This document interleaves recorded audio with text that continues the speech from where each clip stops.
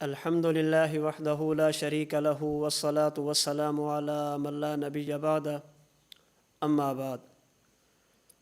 دنیا جہان کے اہل اسلام کا یہ عقیدہ اور نظریہ ہے کہ حضور نبی کریم صلی اللہ علیہ وسلم زمانہ اور مرتبہ دونوں لحاظ سے اللہ تعالیٰ کے آخری نبی ہیں۔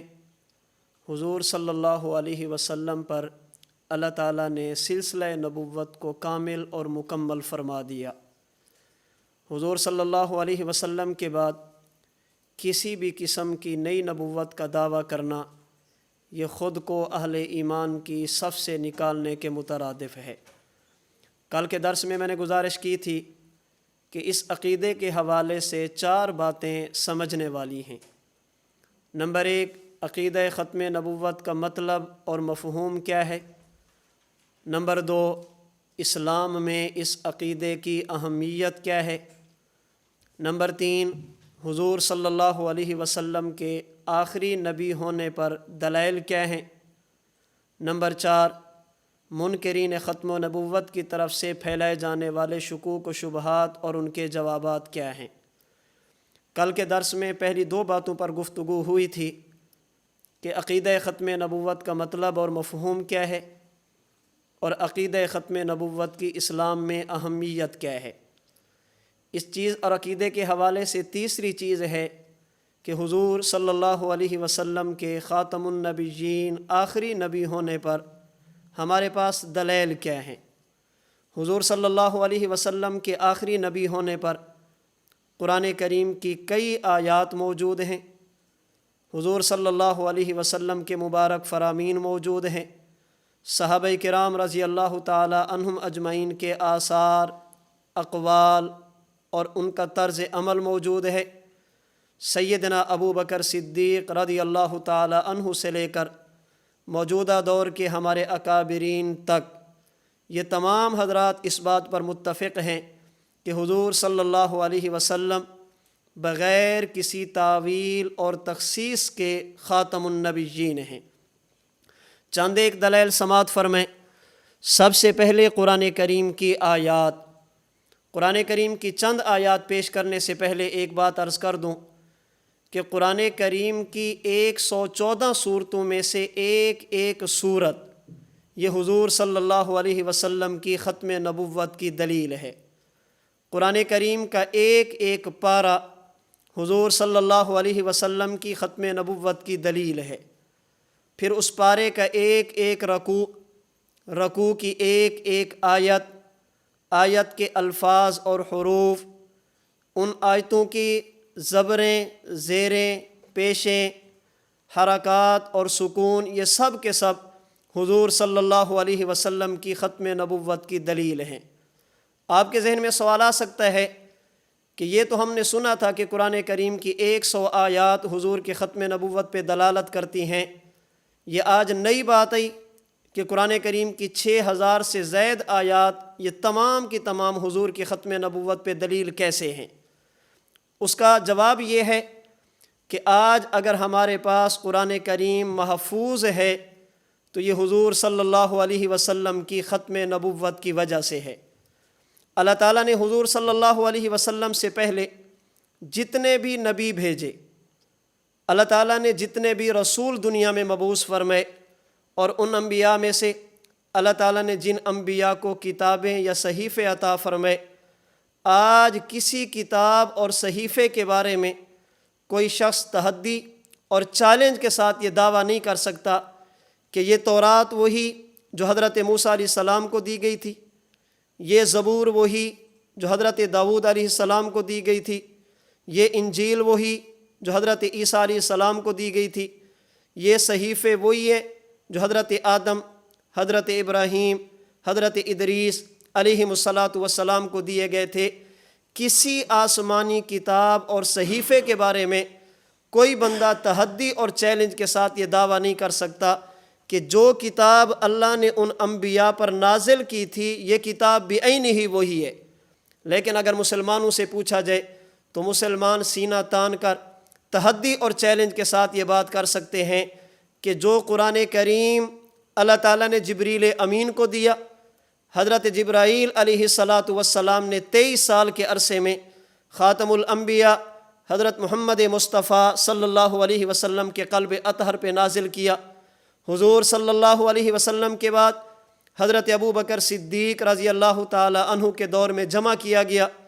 حضرت امیر معاویہ اور دیگر صحابہ کرام رضی اللہ عنہم اجمعین نے جس کو لکھا، اور سیدنا عثمان بن عفان رضی اللہ تعالی عنہ نے جسے ایک لغت پہ اکٹھا کر کے دنیا میں عام فرمایا، یہ قرآن وہی ہے، اس میں ایک لفظ اور ایک حرف کی بھی تبدیلی نہیں کی گئی۔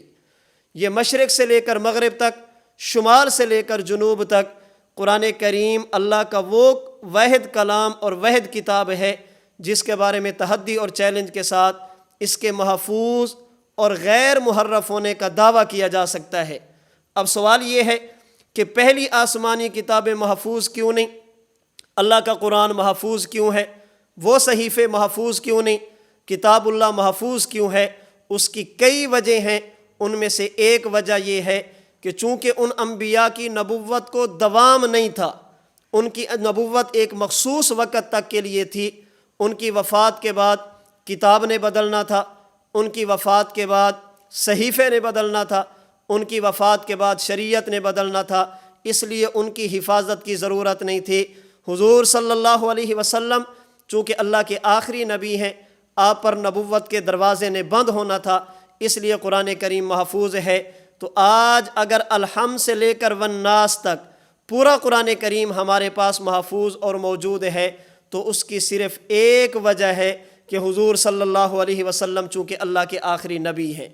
تو چونکہ قرآن کریم کی حفاظت کی وجہ ختم نبوت ہے، تو جب ہم یہ کہیں گے یہ آیت وہی جو اللہ کے نبی پر اتری تھی، کیوں؟ اس لیے کہ حضور آخری نبی ہیں۔ یہ رکوع وہی جو حضور پر اترا تھا، کیوں؟ اس لیے کہ حضور اللہ کے آخری نبی ہیں۔ یہ سورت وہی جو اللہ کے نبی پر اتری تھی، کیوں؟ اس لیے کہ حضور صلی اللہ علیہ وسلم اللہ تعالیٰ کے آخری نبی ہیں۔ تو قرآن کریم کا ایک ایک حرف حضور صلی اللہ علیہ وسلم کی ختم نبوت کی دلیل ہے۔ اس وضاحت کے بعد چند ایک آیات سماعت فرمائیں جن سے حضور صلی اللہ علیہ وسلم کی ختم نبوت کسی سے بطور عبارت النص کے ثابت ہوتی ہے، کسی سے بطور اشارت النص کے، کسی سے بطور دلالت النص کے، اور کسی سے بطور اقتضاء النص کے۔ سب سے پہلی آیت قرآن کریم کی متعدد آیات میں اللہ تعالیٰ نے اہل ایمان کی علامات بیان کرتے ہوئے، کامیاب جماعت کی صفات کا تذکرہ کرتے ہوئے، قرآن کریم کی متعدد آیات میں اللہ تعالیٰ نے حضور صلی اللہ علیہ وسلم کو تسلی دیتے ہوئے، قرآن کریم کی متعدد آیات میں مشرکین اور منکرین کی طرف سے شبہات کے جواب دینے کے لیے اللہ تعالیٰ نے ایک طرز اختیار فرمایا۔ اللہ تعالیٰ فرماتے ہیں، اے پیغمبر، مومن وہ ہیں جو اس وحی پر ایمان لاتے ہیں جو آپ پر اتاری گئی، اور اس وحی پر بھی ایمان لاتے ہیں جو آپ سے پہلے دیگر انبیاء پر نازل کی گئی۔ اے پیغمبر، پریشان ہونے کی ضرورت نہیں، یہ تکذیب کا سلسلہ آپ کے ساتھ نہیں ہے، پہلے انبیاء کے ساتھ بھی تھا۔ اے پیغمبر، اگر آپ پر یہ اشکال ہے تو یہ اشکال صرف آپ پر نہیں ہے، یہ اشکال تو پہلے انبیاء پر بھی تھا۔ تو قرآن کریم کی متعدد آیات میں اللہ تعالیٰ نے مومنین کی صفات کا تذکرہ کرتے ہوئے، حضور صلی اللہ علیہ وسلم کو تسلی دیتے ہوئے، ہونے والے شبہات کے جواب دیتے ہوئے فرمایا کہ اے پیغمبر، یہ معاملہ آپ کے ساتھ نہیں، آپ سے پہلے انبیاء کے ساتھ بھی ہے۔ مثال کے طور پر سورۃ البقرہ کی آیت نمبر 4 میں اللہ تعالیٰ نے ایمان والوں کی صفات کا تذکرہ کرتے ہوئے، فلاح اور ہدایت یافتہ گروہ کی علامات کا تذکرہ کرتے ہوئے فرمایا، الذین یؤمنون بما انزل الیک وما انزل من قبلک۔ اے میرے پیغمبر، کامیاب جماعت وہ ہے جو اس وحی پر بھی ایمان لاتے ہیں جو آپ کی طرف نازل کی گئی، اور اس وحی کو بھی مانتے ہیں جو آپ سے پہلے دیگر انبیاء کرام علیہم الصلاۃ والسلام پہ نازل کی گئی۔ قرآن کریم کا پارہ نمبر 4 سورۃ آل عمران کی آیت نمبر 184 میں اہل کتاب کی طرف سے ہونے والے شبہات اور منہ مانگے معجزات کے جواب میں اللہ فرماتے ہیں، فَإِن كَذَّبُوكَ فَقَدْ كُذِّبَ رُسُلٌ مِّن قَبْلِكَ۔ اے پیغمبر، اگر یہ آپ کی تکذیب کر رہے ہیں تو انہوں نے پہلے انبیاء کو بھی جھٹلایا ہے۔ اللہ نے اس آیت کریمہ میں حضور کو تسلی دیتے ہوئے پہلے انبیاء کا تذکرہ فرمایا۔ قرآن کریم کا 5واں پارہ سورہ نساء کی آیت نمبر 136 میں اللہ تعالیٰ فرماتے یا ایھا الذین آمنوا آمنوا باللہ، ایمان کا دعویٰ کرنے والو اللہ کو مانو، ورسولہ، ایمان کا دعویٰ کرنے والو اللہ کے رسول کو مانو، والکتاب الذی نزل علی رسولہ، ایمان کا دعویٰ کرنے والو اللہ کی اس کتاب کو مانو جو اللہ نے تدریجاً تھوڑی تھوڑی کر کے اپنے رسول پر نازل کی، والکتاب الذی انزل من قبل، اے ایمان کا دعویٰ کرنے والو ان آسمانی کتابوں پر بھی ایمان لے آؤ جو اللہ نے اس وقت کے نبی پر ایک ہی بار نازل کر دی۔ اس آیت کریمہ میں بھی اللہ تعالیٰ نے ایمان کا دعویٰ کرنے والوں کو جہاں کتاب اللہ کے ماننے کا حکم دیا وہاں پہلی آسمانی کتابوں کو بھی ماننے کا حکم دیا۔ قرآن کریم کا 7واں پارہ اس کی آیت سورۃ الانعام کی آیت نمبر 10 میں اللہ تعالیٰ فرماتے ہیں وَلَقَدِ اسْتُهْزِئَ بِرُسُلٍ مِّن قَبْلِكَ وَلَقَدِ اسْتُهْزِئَ بِرُسُلٍ مِّن قَبْلِكَ، اے میرے پیغمبر اگر یہ آپ کا مذاق اڑاتے ہیں تو پہلے انبیاء کا بھی مذاق اڑایا گیا، اگر یہ آپ کے ساتھ استہزاء کرتے ہیں تو پہلے انبیاء کے ساتھ بھی استہزاء کیا گیا۔ قرآن کریم کا 18واں پارہ 18ویں پارے کی آخری آیت سورۃ فرقان کی آیت نمبر 20 میں اللہ تعالیٰ نے منکرین نبوت کے اس سوال کا جواب دیا کہ یہ کیسا نبی ہے، بازاروں میں یوں چلتا ہے جیسے ہم چلتے ہیں، تجارت بھی کرتا ہے جیسے ہم کرتے ہیں، اگر یہ نبی ہوتا تو کھانا نہ کھاتا، اگر یہ نبی ہوتا تو بازاروں میں نہ چلتا، اگر یہ نبی ہوتا تو یہ اس کے ساتھ بشری تقاضے نہ ہوتے۔ اللہ نے فرمایا وما ارسلنا من قبلک من المرسلین، اے پیغمبر ہم نے آپ سے پہلے جتنے بھی نبی بھیجے الا انہم لیاکلون الطعام، وہ سارے کے سارے کھانا بھی کھاتے تھے، ویمشون فی الاسواق، بازاروں میں بھی چلتے تھے، خرید و فروخت بھی کرتے تھے۔ یہ کوئی نیا سلسلہ نہیں ہے، یہ کام تو تمام انبیاء کرام علیہم السلام کیا کرتے تھے۔ قرآن کریم کے 25واں پارہ سورۃ الشورى کی آیت نمبر 3 میں فرمایا کذالک یوحی الیک وإلی الذین من قبلک، اے پیغمبر جس طرح اللہ نے آپ کی طرف وحی فرمائی اسی طرح اللہ نے آپ سے پہلے دیگر انبیاء کرام علیہم السلام کی طرف بھی وحی کی ہے۔ یہ میں نے بطور مثال کے چند ایک آیات پیش کی ہیں۔ ایمان والے کون؟ جو حضور پر آنے والی وحی کو مانے، پہلے انبیاء پر اترنے والی وحی کو مانے۔ کامیاب جماعت کون؟ جو قرآن کریم کو مانے، پہلی آسمانی کتابوں کو مانے۔ دعوی ایمان میں سچا کون؟ جو قرآن کریم پر ایمان لے، پہلی آسمانی کتابوں پر ایمان لے۔ یہ تکذیب کا سلسلہ آپ کے ساتھ نہیں، پہلوں کے ساتھ بھی تھا۔ استہزاء صرف آپ کے ساتھ نہیں، پہلوں کے ساتھ بھی تھا۔ بازاروں میں چلنا، خرید و فروخت کرنا، کھانا اور پینا، یہ صرف آپ کے لیے نہیں، پہلے انبیاء بھی کرتے تھے۔ وحی کا سلسلہ کوئی نیا نہیں ہے، اللہ نے پہلے انبیاء کرام علیہم السلام کی طرف بھی وحی فرمائی۔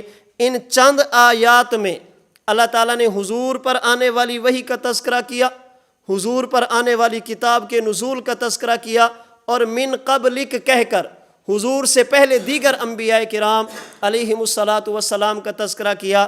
لیکن قرآن کریم کی کسی ایک آیت میں بھی اللہ نے یہ نہیں فرمایا ایمان والے وہ جو آپ پر بھی ایمان لے آئیں، آپ سے پہلے نبیوں پر بھی ایمان لے آئیں، اور جو آپ کے بعد نبی آئیں گے ان پر بھی ایمان لے آئیں۔ اے میرے پیغمبر، ایمان والے وہ ہیں جو اس کتاب پر بھی ایمان لے آئیں جو آپ پر اتاری گئی، ان کتابوں پر بھی ایمان لے آئیں جو آپ سے پہلے اتاری گئی، اور اس کتابوں پر بھی ایمان لے آئیں جو آپ کے بعد اتاری جائیں گی۔ اس وحی کو بھی مانے جو آپ پر کی گئی، اس وحی کو بھی مانے جو آپ سے پہلے انبیاء پر کی گئی، اور اس وحی پر بھی ایمان لے آئیں جو آپ کے بعد انبیاء کی طرف کی جائے گی۔ قرآن کریم کی متعدد آیات میں من قبلک کہنا اس بات کی دلیل ہے کہ حضور سے پہلے انبیاء گزرے ہیں، اور قرآن کریم کی کسی ایک آیت میں بھی من بعدک نہ کہنا اس بات کی دلیل ہے کہ حضور صلی اللہ علیہ وسلم کے بعد کسی قسم کا کوئی نیا نبی نہیں۔ اللہ نے بغیر تعویل اور تخصیص کے حضور صلی اللہ علیہ وسلم کو خاتم النبیین بنایا ہے۔ بلکہ اگر قرآن کریم کو ایک اور زاویے سے دیکھا جائے، آیات قرآنیہ کو ایک اور طرز سے دیکھا جائے، قرآن کریم کی آیات ہمیں بتاتی ہیں کہ دیگر انبیاء کرام علیہم السلام کی کتب میں اور صحیفوں میں جہاں پہلے انبیاء کا تذکرہ تھا، امت کے لیے احکام کا تذکرہ تھا، وہاں ان کتب میں حضور صلی اللہ علیہ وسلم کی علامات، اللہ کے نبی کے حالات، اللہ کے نبی کی صفات، اللہ کے نبی کی خصوصیات ان آسمانی کتابوں میں موجود تھی۔ اس لیے قرآن کریم کے پارہ نمبر 9 سورۃ الاعراف کی آیت نمبر 157 میں اللہ فرماتے ہیں، ایمان والے وہ ہیں جو اس نبی کو مانتے ہیں، یجدونہ مکتوبا عندہم فی التوراۃ والانجیل، جن کا نام نامی اسم گرامی، جن کا تذکرہ خیر پہلی کتاب تورات میں بھی تھا، پہلی کتاب انجیل میں بھی تھا۔ یہودی ہزار مخالفتوں کے باوجود، عیسائی ہزار شبہات کے باوجود کبھی یہ نہ کہہ سکے کہ یہ قرآن اللہ کا کلام نہیں۔ کیوں؟ اس لیے کہ قرآن کہتا ہے ہماری کتاب میں حضور کا تذکرہ، حالانکہ نہیں ہے، ہماری کتاب میں حضور کی صفات، حالانکہ نہیں ہے۔ ہزار مخالفت کے باوجود ان کا یہ نہ کہنا اور اس پیشین گوئی کا رد نہ کرنا اس بات کی دلیل ہے کہ پہلی آسمانی کتابوں میں بھی حضور صلی اللہ علیہ وسلم کا تذکرہ خیر، آپ کے حالات اور آپ کی صفات کا تذکرہ بالکل موجود تھا۔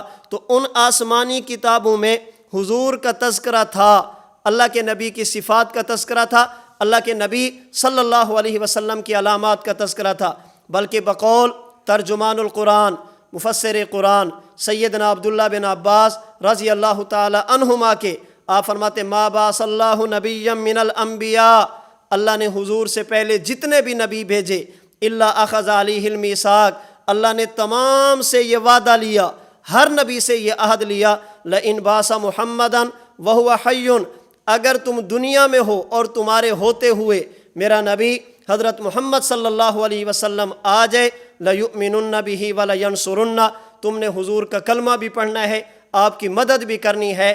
تو ہر نبی کے دور میں حضور کا تذکرہ ہے، لیکن حضور صلی اللہ علیہ وسلم پر آنے والی وحی میں بعد والے نبی کا تذکرہ نہیں ہے۔ اس سے ثابت یہ ہوا من قبلک نے بتایا حضور سے پہلے نبی ہیں، اور من بعدک نہ فرمانا اس بات کی دلیل ہے کہ حضور صلی اللہ علیہ وسلم کے بعد کسی قسم کے نئے نبی کی کوئی ضرورت نہیں ہے۔ وگرنہ اللہ کسی ایک آیت میں تو فرماتے، بلکہ اگر غور کیا جائے اسلامی عقائد کو دیکھا جائے، متکلمین کے کلام کو دیکھا جائے، من قبلک کا تذکرہ اتنا ضروری نہیں جتنا من بعدک کا تذکرہ ضروری ہے۔ پہلے انبیاء کی نبوت کا تذکرہ اتنا ضروری نہیں تھا جتنا بعد والوں کا تذکرہ ضروری تھا۔ یہی وجہ ہے مسند احمد کی روایت کے مطابق اللہ کے نبیوں کی تعداد ایک روایت کے مطابق 1,24,000 ہے، لیکن قرآن کریم میں جن انبیاء کا تذکرہ آیا، جن انبیاء کے نام ہے، ان کی تعداد صرف 25 ہے، ان کی تعداد صرف 25 ہے۔ اللہ نے تمام انبیاء کا تذکرہ نہیں کیا اور فرمایا میرے پیغمبر منہم من قصصنا علیک ومنہم من لم نقصص علیک، بعض انبیاء کے حالات ہم نے آپ کو بتا دیے اور بعض کے ہم نے آپ کو بھی نہیں بتائے۔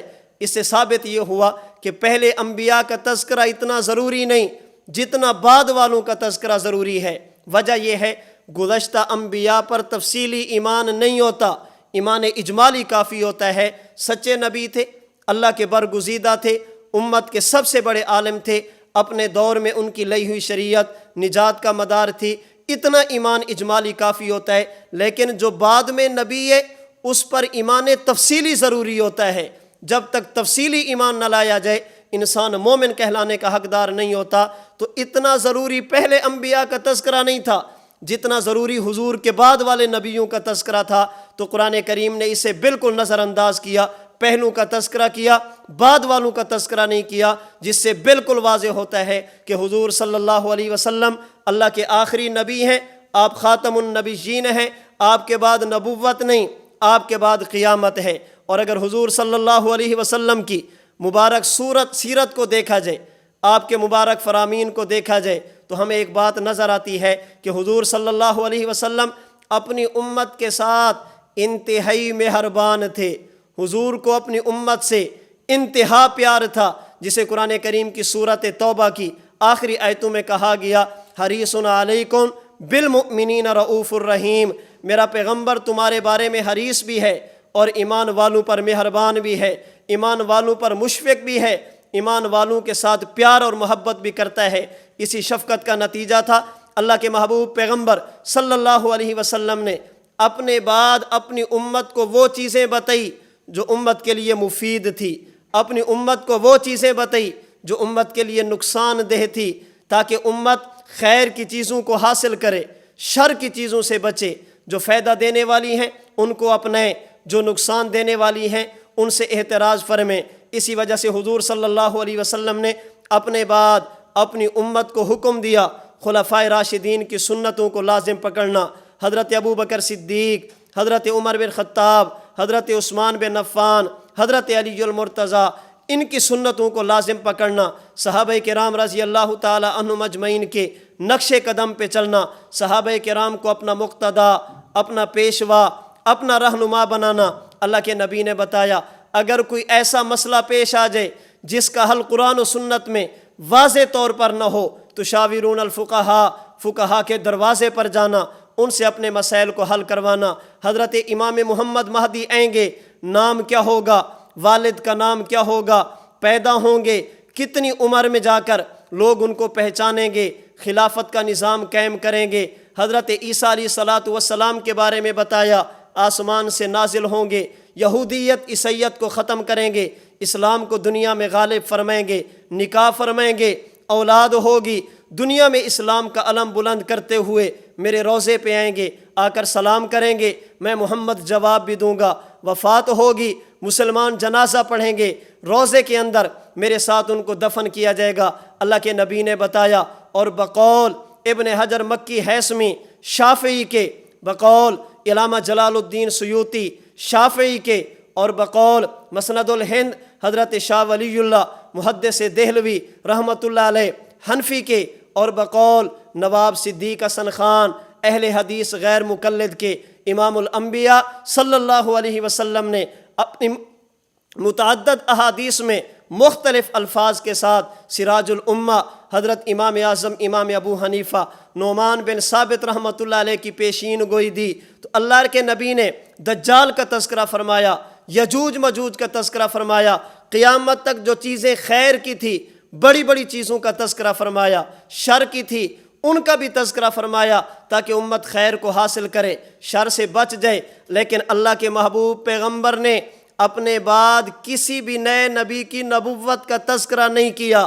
اگر حضور کے بعد کوئی نیا نبی ہوتا، اللہ کے نبی کسی ایک حدیث میں تو بتا دیتے، رحمت کا تقاضا یہ تھا، حضور بتاتے، جیسے دیگر چیزیں بتائی، شفقت کا تقاضا یہ تھا، اللہ کے نبی بتاتے، جیسے دیگر چیزیں بتائی ہیں۔ حضور کا حضرت عیسیٰ کے بارے میں خبر دینا، حضرت امام محمد مہدی کے بارے میں بتانا، حضور صلی اللہ علیہ وسلم کا فقہا کے دروازے پر جانے کا حکم دینا، علماء کو انبیاء کا وارث کہنا، دجال اور یاجوج مجوج کا تذکرہ کرنا، اس کا مطلب یہ ہے یہ ساری چیزیں ہوں گی، اور حضور صلی اللہ علیہ وسلم کا اپنے بعد کسی نئے نبی کا تذکرہ نہ کرنا، یہ نہ فرمانا کہ میرے بعد نبی آئے گا اس کا کلمہ پڑھنا، اس کا مطلب یہ ہے حضور پر نبوت کا دروازہ بند ہے۔ اللہ کے نبی کے بعد کسی قسم کی نئی نبوت کا دروازہ نہیں کھلا۔ حضور صلی اللہ علیہ وسلم بغیر کسی تعویل اور تخصیص کے اللہ کے آخری نبی ہیں۔ اور اگر بات اتنی ہوتی تو بالکل کلیئر تھی، بات بالکل واضح تھی۔ حضور اگر تذکرہ نہ فرماتے تو ثابت تھا کہ حضور اللہ کے آخری نبی۔ لیکن اگر احادیث پاک کو دیکھا جائے تو اللہ کے نبی یہ فرماتے ہیں کہ میرے بعد لوگ آئیں گے جو خود کو نبی سمجھیں گے، ہوں گے دجال۔ میرے بعد نبی آئیں گے خود کو نبی سمجھیں گے، ہوں گے کذاب۔ اگر حضور دجال اور کذاب نہ فرماتے تب بھی حضور کی ختم نبوت ثابت تھی۔ لیکن اللہ کے محبوب پیغمبر صلی اللہ علیہ وسلم نے ان انبیاء کے بعد اپنی نبوت کا تذکرہ فرمایا، اور اپنے بعد نئی نبوت کے دعویٰ کرنے والے کو حضور نے دجال اور کذاب فرمایا۔ تو یہ قرآن کریم کی متعدد آیات کا مضمون ہے، جس میں اللہ نے من قبلک فرمایا، من بعدک نہیں فرمایا، جن سے ثابت ہوتا ہے کہ حضور سے پہلے نبی ہیں، اللہ کے نبی کے بعد نبی نہیں ہے، پہلے شریعتیں ہیں، حضور صلی اللہ علیہ وسلم کے بعد کسی قسم کی نئی شریعت نہیں ہے۔ اب قیامت کی صبح تک حضور کی شریعت نہیں رہنا ہے۔ قرآن کریم کی دوسری آیت، چھٹا پارہ، سورۃ المائدہ کی آیت نمبر 3، اللہ رب العزت فرماتے ہیں الیوم اکملت لکم دینکم وَأَتْمَمْتُ عَلَيْكُمْ نِعْمَتِي وَرَضِيتُ لَكُمُ الْإِسْلَامَ دِينًا۔ فرمائے اے ایمان والو، آج میں نے تمہارے لیے تمہارے دین کو مکمل کر دیا۔ وَأَتْمَمْتُ عَلَيْكُمْ نِعْمَتِي، آج میں نے اپنی نعمت تم پر تمام کر دی۔ وَرَضِيتُ لَكُمُ الْإِسْلَامَ دِينًا، اور میں نے اسلام کو بطور دین کے تمہارے لیے پسند فرما دیا۔ اس آیت کریمہ میں اللہ تعالیٰ نے حضور صلی اللہ علیہ وسلم کے واسطے سے، حضور کے توسل اور وسیلے سے اس امت کے لیے تکمیل دین والی نعمت کو ذکر فرمایا کہ ہم نے دین کو کامل فرما دیا۔ جب دین کامل ہو گیا تو اب نبی کی ضرورت کیا ہے؟ نبی تو آتا ہی اس لیے ہے تاکہ اللہ سے دین لے۔ جب دین کی تکمیل ہو گئی اب کسی قسم کے نئے نبی کی ضرورت نہیں ہے۔ اگر اللہ اکملت لکم دینکم فرما دیتے، آگے کچھ بھی نہ فرماتے، تب بھی حضور کی ختم نبوت ثابت تھی۔ لیکن میرے پیر و مرشد، مربی و شیخ، وسیلتی اللہ، استاد محترم، پیر طریقت حضرت مولانا محمد الیاس گھمن دامت برکاتہم العالیہ فرماتے ہیں، اللہ نے تکمیل کے بعد اتمام کا تذکرہ فرمایا۔ تکمیل اور اتمام میں فرق یہ ہے، جو چیز جس مقصد کے لیے بنائی جائے اگر وہ مقصد پورا ہو جائے اسے تکمیل کہتے ہیں، اور اس کے بعد کسی اور کی ضرورت نہ رہے اسے اتمام کہتے ہیں۔ اگر حضور تکمیل کا تذکرہ فرماتے، اللہ تکمیل کا تذکرہ فرماتے، بات تب بھی ثابت تھی، لیکن فرمایا اکملت لکم دینکم، جو دین اسلام سے مقصود تھا وہ میں نے سب پورا کر دیا، اس اسلام سے تمہاری ضرورتیں پوری ہوں گی۔ وَأَتْمَمْتُ عَلَيْكُمْ نِعْمَتِي، اور ایسا پورا فرمایا کہ اس کے بعد تمہیں کسی کے دروازے پر جانے کی ضرورت ہی نہیں ہے۔ تو فرمایا اکملت لکم دینکم، تو یہ آیت کریمہ بھی بتاتی ہے کہ حضور نبی کریم صلی اللہ علیہ وسلم بغیر کسی تعویل، بغیر کسی تخصیص کے اللہ تعالیٰ کے آخری نبی ہیں۔ حضور صلی اللہ علیہ وسلم کے بعد کسی قسم کی نئی نبوت کا دروازہ یہ نہیں کھولا جا سکتا۔ اللہ کے نبی خاتم النبیین حضور صلی اللہ علیہ وسلم اللہ کے آخری نبی ہیں۔ قرآن کریم کی تیسری آیت سورۃ الاعراف کی آیت نمبر 158، اللہ تعالیٰ فرماتے ہیں قل، اے میرے پیغمبر آپ اعلان فرما دیں، یا ایہا الناس، اے لوگو، انی رسول اللہ الیکم جمیعا، میں تم سب کی طرف اللہ کا نبی بنا کر بھیجا گیا۔ یہ آیت کریمہ بتاتی ہے کہ حضور صلی اللہ علیہ وسلم کی بعثت عام ہے۔ کائنات کا کوئی ذرہ جس طرح خدا کی ربوبیت سے باہر نہیں، حضور صلی اللہ علیہ وسلم کی نبوت اور ختم نبوت سے بھی باہر نہیں۔ انسانیت کا کوئی ایک فرد جیسے خدا کی ربوبیت سے باہر نہیں، حضور صلی اللہ علیہ وسلم کی نبوت سے بھی باہر نہیں۔ عالم جو بھی ہوگا ربوبیت اللہ کی ہوگی، نبوت حضور صلی اللہ علیہ وسلم کی ہوگی۔ زمین سے لے کر آسمان تک، تحت الثری سے لے کر سدرۃ المنتہا تک، فرش زمین سے لے کر عرش بری تک، مشرق سے لے کر مغرب تک، شمال سے لے کر جنوب تک، جس طرح اس ساری کائنات کے خدا اللہ ہیں، ساری کائنات کے نبی مصطفیٰ ہیں۔ اللہ تعالیٰ نے جس طرح ربوبیت کے لیے اپنی ذات کو منتخب فرمایا، خدا کے بعد کوئی رب نہیں، رسالت اور نبوت کے لیے حضور کو منتخب فرمایا، حضور کے بعد نبی اور رسول بھی نہیں ہے۔ یا ایھا الناس انی رسول اللہ الیکم جمیعا، کائنات کا کوئی ذرہ بھی ایسا نہیں جو اللہ کی ربوبیت سے باہر ہو، اسی طرح کائنات کا کوئی ایک ذرہ بھی ایسا نہیں جو حضور صلی اللہ علیہ وسلم کی نبوت سے باہر ہو، حضور صلی اللہ علیہ وسلم کی ختم نبوت سے باہر ہو۔ قرآن کریم کی چوتھی آیت پارہ نمبر 22 سورۃ الاحزاب کی آیت نمبر 45 اور 46 میں اللہ تعالیٰ فرماتے یا ایھا النبی، اے میرے پیغمبر، انا ارسلناک شاہدا، ہم نے آپ کو گواہ بنا کر بھیجا، ومبشرا، ماننے والوں کو جنت کی خوشخبری سنانے والا بنا کر بھیجا، ونذیرا، جو نہیں مانے گا اسے ڈرانے والا بنا کر بھیجا، وداعیا الی اللہ باذنی، اللہ کے حکم سے اللہ کی طرف بلانے والا بنا کر بھیجا، وسراجا منیرا، اے میرے پیغمبر ہم نے آپ کو روشن کرنے والا سراج بنا کر بھیجا۔ اس آیت، ان دو آیتوں میں اللہ تعالیٰ نے حضور صلی اللہ علیہ وسلم کی 5 صفات کا تذکرہ کیا۔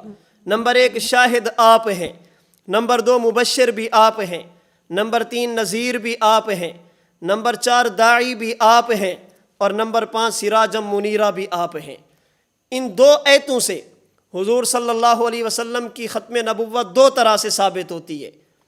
پہلی وجہ، پہلا استدلال، اللہ تعالیٰ نے اس آیت کریمہ میں حضور صلی اللہ علیہ وسلم کی 5 صفات کو ذکر فرمایا۔ علماء سیر نے لکھا حضور صلی اللہ علیہ وسلم سے پہلے یہ صفات انبیاء میں تقسیم تھی۔ کسی نبی کو ایک صفت دی گئی تو کسی کو دوسری، کسی کو تیسری دی گئی تو کسی کو چوتھی۔ یہ صفات انبیاء میں پھیلی ہوئی تھی، یہ صفات انبیاء میں تقسیم تھی۔ جب باری حضور کی آئی، اللہ نے تمام صفات کو حضور میں جمع فرما دیا، تمام صفات کو حضور میں اکٹھا فرما دیا کہ اب شاہد بھی آپ، مبشر بھی آپ، نذیر بھی آپ، داعی اللہ بھی آپ، سراجم منیرہ بھی آپ۔ یہ پہلے ان انبیاء میں صفات کو پھیلانا اور حضور میں اکٹھا کرنا، اس کی دلیل اس بات کی ہے کہ پہلے انبیاء کی نبوت کے بعد نبوت تھی، حضور کی نبوت کے بعد قیامت ہے۔ ان کے لیے صرف نبوت تھی، حضور صلی اللہ علیہ وسلم کے لیے نبوت بھی ہے، حضور صلی اللہ علیہ وسلم کے لیے ختم نبوت بھی ہے۔ ان صفات کو پہلے پھیلا دیا، اس کے بعد جمع فرما دیا۔ اگر حضور کے بعد بھی کسی نئے نبی نے آنا ہوتا، تمام صفات کو حضور کی ذات میں اکٹھا نہ کیا جاتا، تمام صفات کو حضور کی ذات میں جمع کرنا، اکٹھا کر دینا، دلیل اس بات کی ہے کہ جس طرح پہلے انبیاء کی نبوت کے بعد نبوت تھی، حضور کے بعد نہیں ہے، ان کے لیے صرف نبوت تھی، حضور کے لیے ختم نبوت ہے۔ تبھی تو صوفی، شاعر، محب خدا، محب مصطفیٰ حضرت مولانا عبد الرحمن جامی، جن کی وفات 898 ہجری میں ہے، وہ کہہ اٹھے کہ حسن یوسف دم عیسیٰ ید بیضا داری، آنچ خوبا ہما دارد تو تنہا داری۔ حضور پہلے انبیاء میں جتنے کمالات تھے اللہ نے آپ میں سارے اکٹھے فرما دیے، ان میں ایک ایک صفت تھی، آپ میں تمام صفات جمع ہو گئی۔ اور قاسم العلوم والخیرات، حجت الاسلام والمسلمین، دارالعلوم دیوبند کی اساس، دارالعلوم دیوبند کی اساس، صاحب تحذیر الناس حضرت مولانا محمد قاسم نانوتوی رحمۃ اللہ علیہ قصیدہ بہاریہ میں اسی عقیدے کو یوں بیان فرماتے ہیں کہ جہاں کے سارے کمالات ایک تجھ میں ہیں، تیرے کمال کسی میں نہیں مگر 2-4۔ یا رسول اللہ، تمام انبیاء کے اوصاف آپ میں اکٹھے ہیں، لیکن تمام انبیاء کے اوصاف آپ میں اکٹھے ہیں اور آپ کے اوصاف پھیلے ہوئے ہیں، کسی کو ایک ملا تو کسی کو دوسرا ملا۔ تو انبیاء کرام علیہم السلام میں ان صفات کو پھیلا دینا دلیل اس بات کی ہے، ان کے بعد نبی باقی ہے۔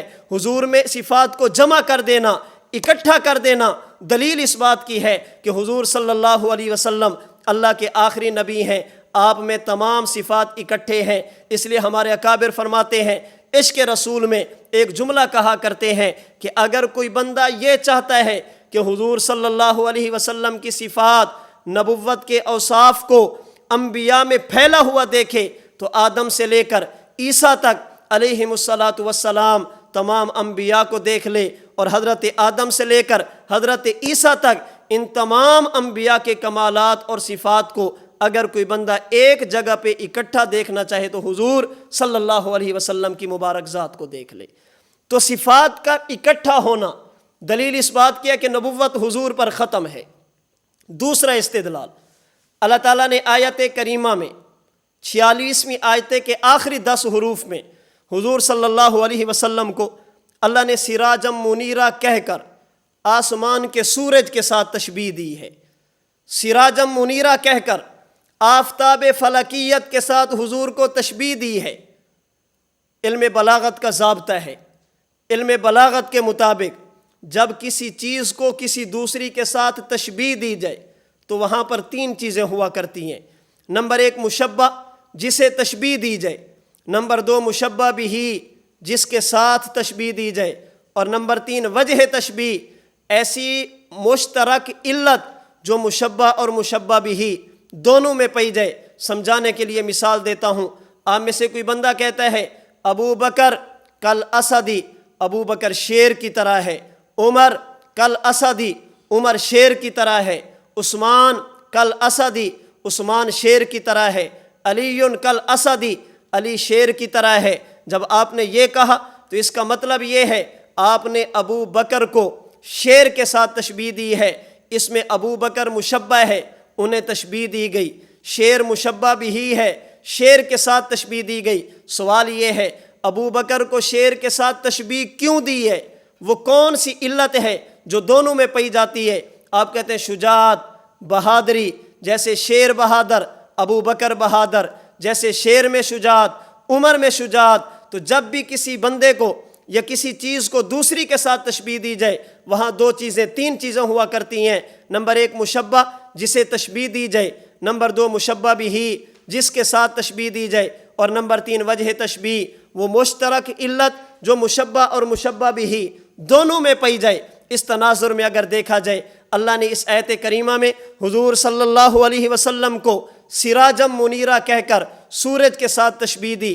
اس میں حضور مشبہ، سورج مشبہ بھی ہے۔ اب اس پر وجہ تشبیہ کیا ہے؟ اللہ نے حضور کو آفتاب فلکیت کے ساتھ، آسمان کے سورج کے ساتھ تشبیہ کیوں دی ہے؟ وجہ کیا ہے؟ اگر یہ وجہ تشبیہ سمجھ آئی، حضور کا مقام بھی سمجھ آئے گا، اللہ کے نبی پر نبوت کے اختتام اور ختم نبوت بھی سمجھ آئے گی۔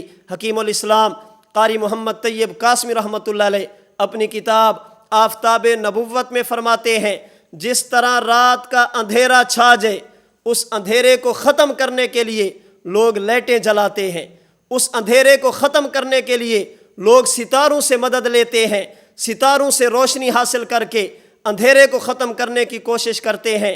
فرماتے ہیں کہ جب تک آسمان پہ اندھیرا ہو، ستارے ہوتے ہیں، ایک نہیں کئی ہوتے ہیں، ستارہ ایک نہیں ہوتا، کئی ہوتے ہیں، اور ہر علاقے میں ستارے مختلف ہوا کرتے ہیں۔ اگر لائٹیں جلانی پڑیں، کمرے میں لائٹ الگ جلائیں گے، صحن میں لائٹ الگ جلائیں گے، باہر روڈ پہ لائٹ الگ جلائیں گے، ہر جگہ کی اپنی اپنی لائٹ ہوا کرتی ہے۔ بالکل اسی طرح جب دنیا میں ظلمت کا اندھیرا، کفر اور شرک کا اندھیرا تھا، اللہ نے انبیاء کرام علیہم السلام کو ستارے بنا کر بھیجا۔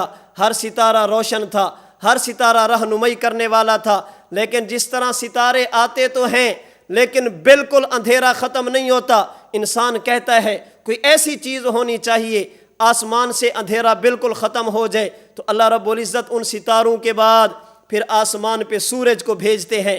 جب سورج طلوع ہو جائے پھر وہ سورج ایک ہوتا ہے، اس کے ہوتے ہوئے کسی ستارے کی ضرورت نہیں ہوتی، اس کے ہوتے ہوئے کسی مصنوعی لائٹ کی ضرورت نہیں ہوتی، اس کے ہوتے ہوئے کسی چراغ کی ضرورت نہیں ہوتی۔ جب آفتاب فلکیت طلوع ہو پھر ستارے چلے جاتے ہیں، روشنی اتنی بڑھتی ہے کہ ایک ہی سورج زمین کے ایک ایک چپے کو، ایک ایک کونے کو روشن کر دیتا ہے، اور سورج کئی نہیں، سورج ایک ہی ہوتا ہے۔ وہی پاکستان کا سورج، وہی ہندوستان کا سورج، وہی عجم کا سورج، وہی عرب کا سورج، وہی پاکستان کا سورج، وہی یورپی ممالک کا سورج، سورج ایک ہوتا ہے۔ ہاں یہ تو ہو سکتا ہے کسی جگہ پر روشنی پہلے پڑتی ہے تو کسی جگہ پر بعد میں، کسی جگہ پر روشنی کم پڑتی ہے تو کسی جگہ پر زیادہ، لیکن سورج ایک ہوتا ہے۔ سورج کے آنے کے بعد کسی قسم کی لائٹ کی ضرورت نہیں رہتی، ستارے چلے جاتے ہیں۔ فرماتے ہیں اللہ نے حضور کو آفتاب فلکیت کے ساتھ، آسمان کے سورج کے ساتھ تشبیہ دے کر بتا دیا کہ وہ نبی ستارے تھے، حضور سورج ہیں، وہ نبی ستارے تھے، حضور آفتاب ہیں۔ جیسے آسمان کے سورج پر اللہ نے روشنی کے مراتب کی انتہا کر دی، حضور صلی اللہ علیہ وسلم پر نبوت کے مراتب کی انتہا کر دی۔ جیسے آسمان کے سورج پر ضیاء کی انتہا ہے، حضور صلی اللہ علیہ وسلم پر نبوت کی صفات کی انتہا ہے۔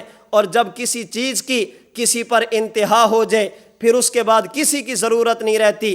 آسمان کا سورج نکلے تو ستاروں کی ضرورت ختم ہے، حضور کی نبوت کا سورج طلوع ہوا تو انبیاء کی ضرورت ختم ہے۔ میں ایک بات عرض کرتا ہوں، آسمان پہ سورج نکلے دن کو 12 بجے، ایک بندہ اگر موبائل کی لائٹ جلا کر روڈ پہ پھر رہا ہو، لوگ کہیں گے بھائی عقل کے اندھے، عقل سے کام لے۔ جب سورج نکلے پھر موبائل کی لائٹوں کی ضرورت نہیں رہتی۔ سورج کے ہوتے ہوئے اگر کوئی موبائل کی لائٹ دن کے 12 بجے چلے اسے عقل کا اندھا کہا جاتا ہے، احمق اور بے وقوف کہا جاتا ہے۔ حضور کی نبوت کا سورج طلوع ہوا، آپ کے بعد اگر کوئی بندہ کسی کو نبی مانے، کسی مصنوعی لائٹ سے قائم لے، اور لائٹ بھی ایسی جو پوری نہیں ہے، جس کی آنکھ بھی ایک ہے، اس لائٹ کے پیچھے چلے، اسے اندھا بھی کہیں گے، احمق بھی کہیں گے، بے وقوف بھی کہیں گے، غبی بھی کہیں گے، بے ایمان بھی کہیں گے۔ حضور صلی اللہ علیہ وسلم کو اس آیت کریمہ میں سراجم منیرہ کہہ کر خدا نے بتا دیا، اس سورج پر روشنی کے مراتب ختم، اس کے بعد ستاروں کی ضرورت نہیں۔